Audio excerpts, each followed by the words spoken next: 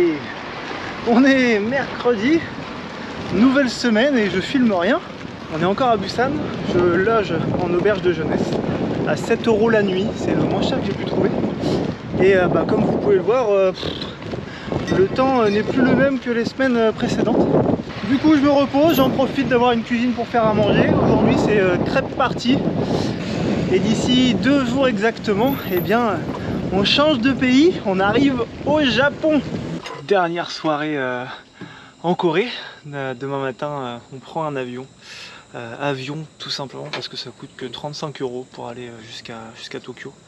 Tandis que le bateau coûte environ 50-60 € plus le bus pour aller du sud jusqu'à Tokyo coûte plus de 120 €. Enfin c'est abusé.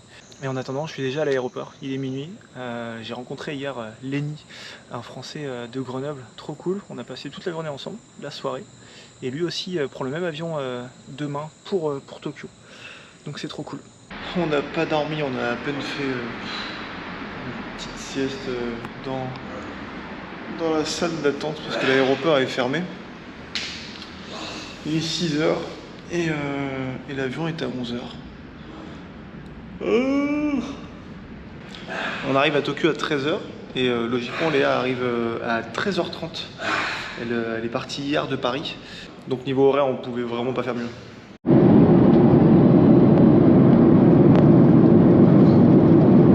On est enfin dans Tokyo, Léa m'a rejoint et on va faire toute l'aventure japonaise ensemble. On se dirige vers le logement, on a pris 3 nuits dans un logement pour visiter Tokyo et pour mutualiser nos idées et faire un itinéraire digne de ce nom pour visiter ce beau pays. Bon les amis, on est fatigués mais on a quand même craqué, on s'est motivé quand même pour sortir et manger notre premier plat japonais, un petit buffet tout simplement avec du bon saumon, une petite bière. Hop là. Ah, on va s'en mettre plein le ventre là. Ça a l'air d'être trop bon. Donc là on est dans un quartier où il y a derrière moi le café Harry Potter. Donc pour tous les fans d'Harry Potter, ça se trouve plus ou moins ici. Et le café n'est pas forcément bien noté, mais à côté de ça il y a une gare avec que des décorations en rapport avec Harry Potter. Donc apparemment c'est assez cool.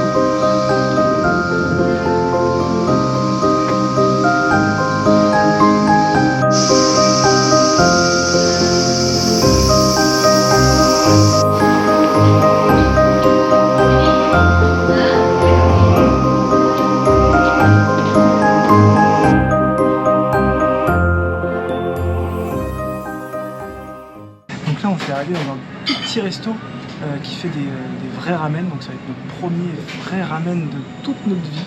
Donc on est au comptoir, il y a une quinzaine de places et on voit le petit monsieur là nous préparer notre bol de ramen.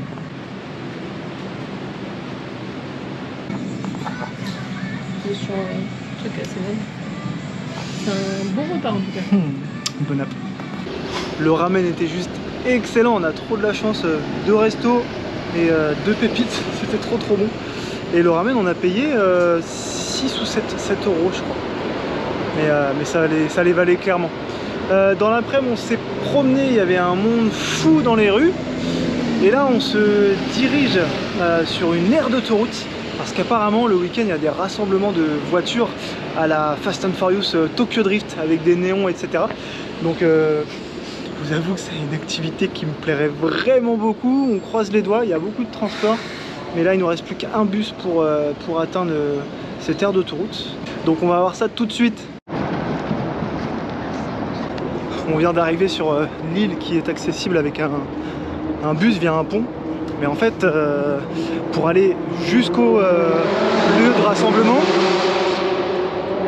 eh bien, pas le choix d'y aller en voiture. Donc là, on essaie de trouver un passage comme on peut. Sinon, il y a les taxis, mais les taxis nous proposent 5000, ça fait ça en euros. Donc c'est super cher. Donc voici un petit peu les chemins qu'on emprunte. Après une randonnée nocturne, on vient d'arriver, accueilli par la police. C'est un truc de dingue. Il y a de très grosses voitures. On va filmer tout ça.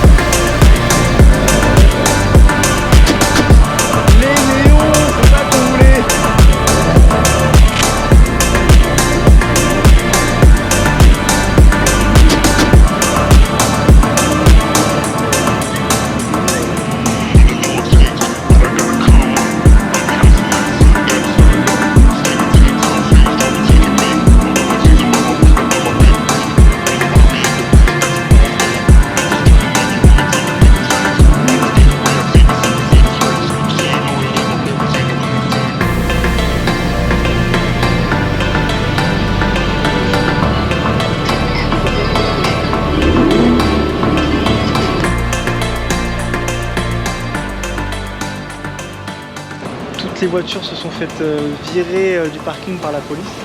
Peut-être 5-6 voitures de police avec des policiers un peu partout sur le parking. Et nous on est arrivé par l'autoroute à pied. Donc pour repartir, je sais pas comment on va faire.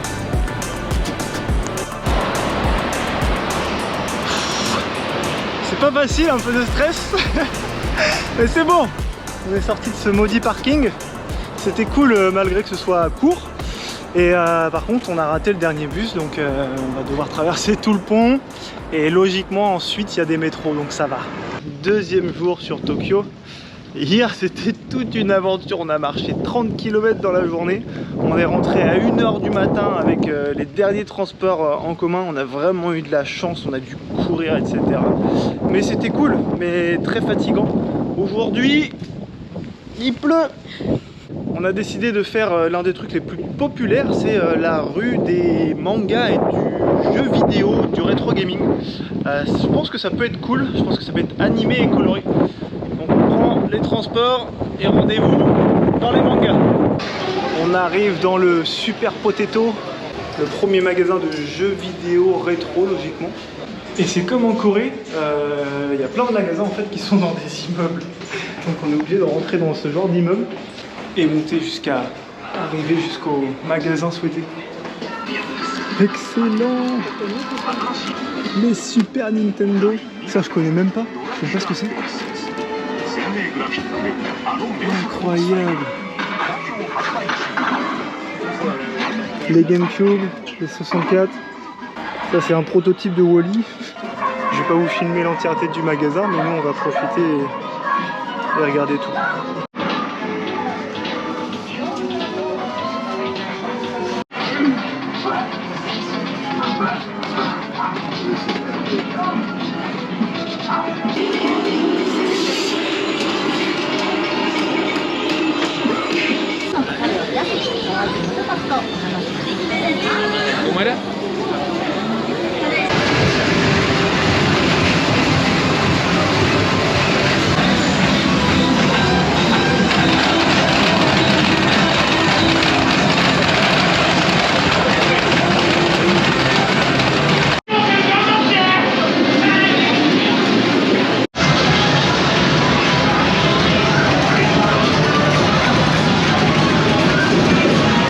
Pendant un moment on était vraiment sur une autre planète. C'était bruyant, c'était captivant, première fois que je voyais ça. Des jeux dans tous les sens, des gens qui jouaient mais ils étaient plus que concentrés. Ils étaient vraiment dans une autre dimension. Mais c'était vraiment très cool de découvrir ça.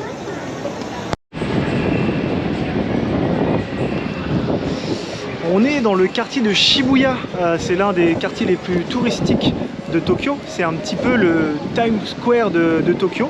Il est encore tôt, mais on va profiter qu'il n'y ait personne dans les restos pour aller se manger quelques sushis sans trop de touristes. Et ensuite on va visiter le quartier de nuit pour voir toutes ces lumières.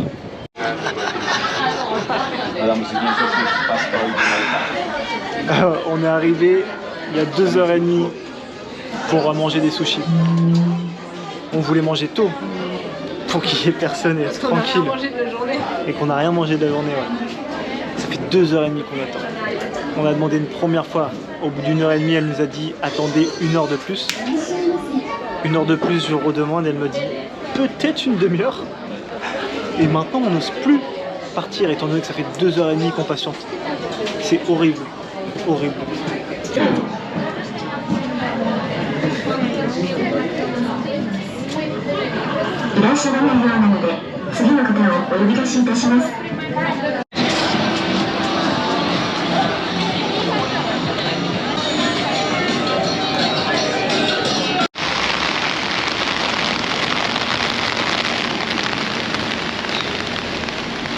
Il est 11 h ce matin, on s'est levé super tôt pour aller voir les Fumo. C'était vraiment cool à voir et intéressant. Malheureusement il y avait trop de monde et on était derrière une vitre pour pas les déranger en pleine rue. Et donc je ne pouvais pas filmer, il y avait des gens devant moi. Mais c'est pas grave, on ira revoir des entraînements comme celui-ci durant le voyage, je l'espère. Donc j'aurai d'autres opportunités de les filmer, de vous montrer ça. Maintenant, il pleut les 10 prochains jours. les logements sont super chers. Par exemple, la chambre la moins chère qu'on ait pu trouver sur Tokyo, c'est 40 € par nuit. Concernant les transports, c'est pareil. Chaque ticket de métro coûte 1 €, 1,50 €. Mais quand on se déplace sur Tokyo, il est très facile d'atteindre les 10 € de transport par jour. Pour se déplacer dans d'autres villes et dans le Japon en général, on peut utiliser les trains, les métros et les bus. Et c'est pareil, ça coûte assez cher. Par exemple, nous on veut aller ici, c'est une région qui s'appelle Nikko. Normalement c'est assez joli, il y a des lacs, des montagnes. Pour aller là-bas, l'aller nous coûte une trentaine d'euros. Aller, sachant qu'il faut revenir sur Tokyo pour aller ensuite au mont Fuji. Donc aller-retour, ça nous coûterait 60 € par personne. Donc le budget de transport est vraiment conséquent.